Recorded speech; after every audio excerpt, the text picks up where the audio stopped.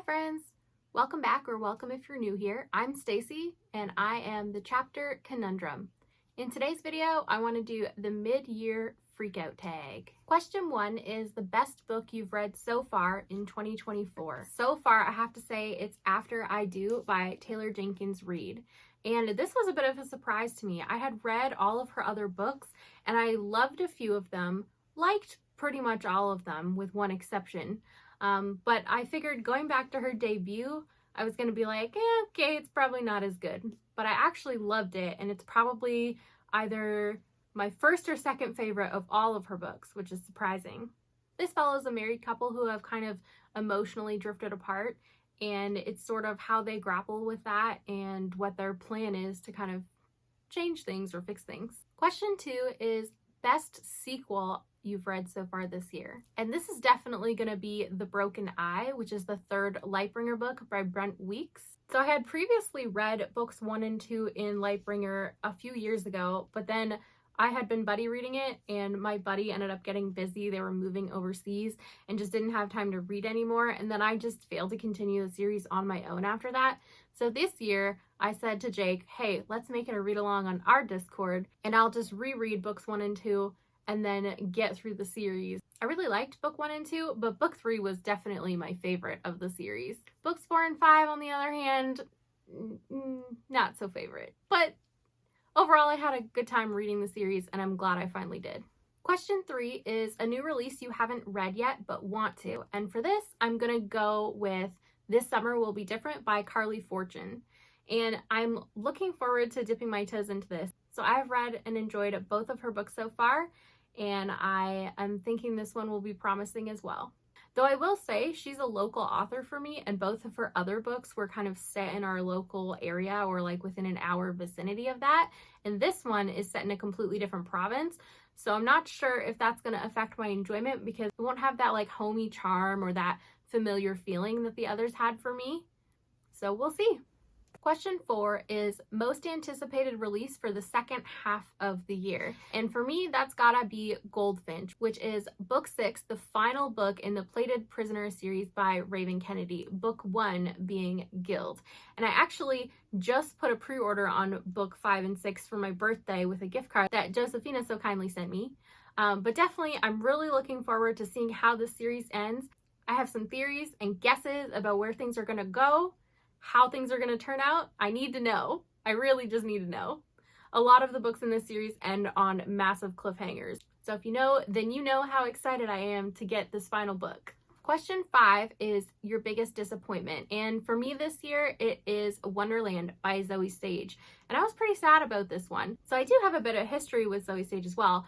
I read Baby Teeth and Mothered both before reading this and really enjoyed both of those. They were both like 4-star books for me. But this one, unfortunately, was a 2-star. And I think its downfall was that it's set sort of like a couple hours away from where I grew up in sort of a remote woodland area, which is also very familiar for how I grew up. And some of the logic pertaining to these characters being in this setting didn't really pan out for me. And also this had some magical realism elements to it, which if you know me and my reading taste, that is not my cup of tea. So it's unfortunate that this one didn't work for me as well as for others, but I'm glad I gave it a shot because I would have always wondered. So question 6 is your biggest surprise. And for me this year, it's Notes from the Midnight Driver by Jordan Sonnenblick. So before reading this, I had read Drumscroll's Dangerous Pie and its sequel, After Ever After, and I really enjoyed both of those. But I thought that it was going to be a situation where I really enjoyed that story and I wouldn't necessarily enjoy the other things that the author's written outside of those characters. But I was definitely wrong because this was awesome. This is just a short middle grade, and I think that's part of the reason that it was such a surprise for me because I'm not usually a middle grade reader and I usually don't love middle grade when I do read it. But this was excellent and I definitely recommend.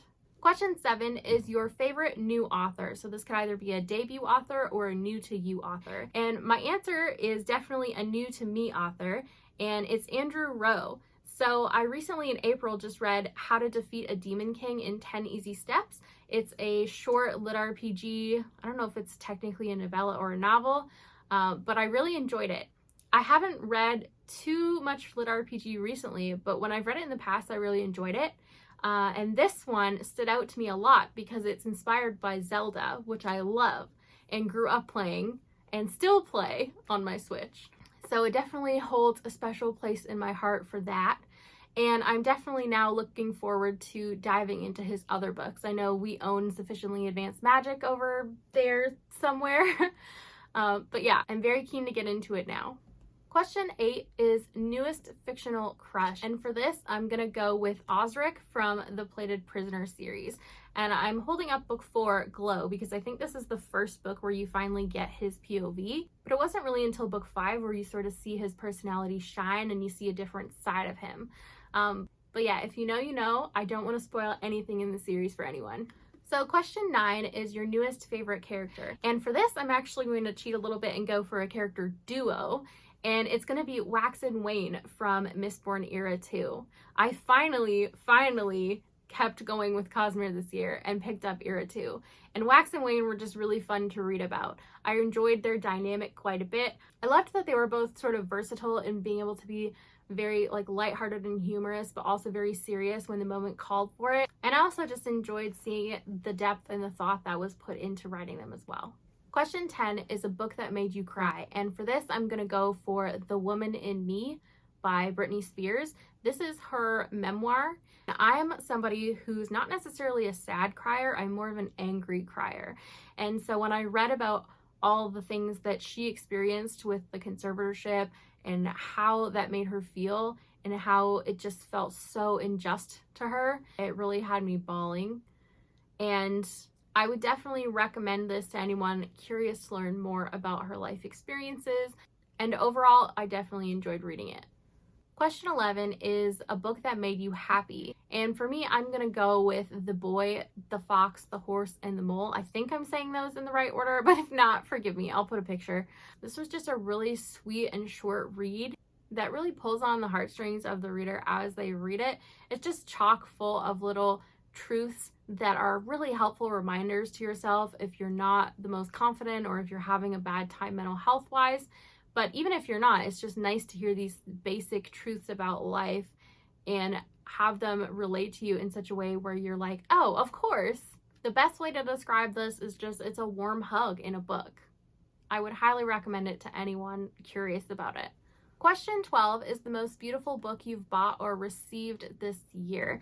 And for this, I'm going to go with The Book That Broke the World by Mark Lawrence. It's the second book in his newest trilogy, and I think this cover is absolutely stunning. And this was gifted to me by my friend Patrick, so thanks very much, Patrick. It was for my birthday. But I definitely am a sucker for black and blue cover palettes on books as well, and there's just so much detail and intricacy to this cover. Question 13 is, what books do you need to read by the end of the year? And I have a few. I'm not going to commit myself to reading any really specific things other than the read-alongs I have planned. So the fantasy read-along that I have planned for the second half of the year over on my husband's Discord, the Bookish Drummer Discord, is Legends of the First Empire by Michael J. Sullivan, starting with Age of Myth. And this is a 6-book series. They're not actually very long for fantasy. I think they're about like 400 to 500 pages each. Not too bad. And this series is narrated by my all-time favorite narrator, Tim Gerard Reynolds. Plus, I've also read and enjoyed Raya Revelations. So I'm really looking forward to diving into this one and having a good time with it.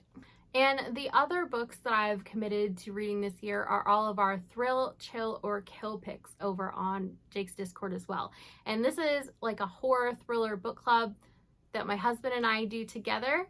And we just do one a month, but I will pop the graphic here of our remaining books for the year so you can see what I still have to read.